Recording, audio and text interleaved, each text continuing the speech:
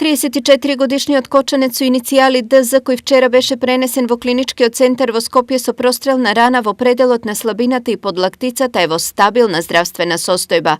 На него лекарите вчера му ги санирале раните, но тој е задржан на понатамошно лекување. Лицето кое пукаше во него, 40-годишниот Драган С, се уште е во бегство и полицијата трага по него.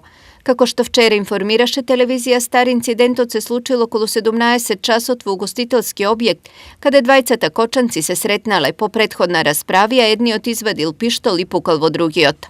Во угостителски објект на улицата Димитар Влахов во Кочани, по претходна расправија помеѓу две групи, лицето ДС на возраст од 40 години од Кочани со пиштол пукал кон ДЗ 35 години од Кочани, при што го погодил во десната страна на стомакот и десната подлактица.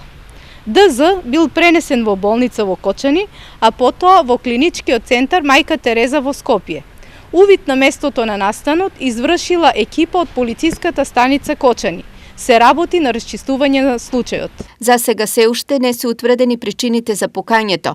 Инаку лицето кое вчера пукало во Кочани претходно се споменуваше како еден од оштетените во случајот детонатор и досега неколку пати бил мета на напади, пукања, а му беше палено и возилото.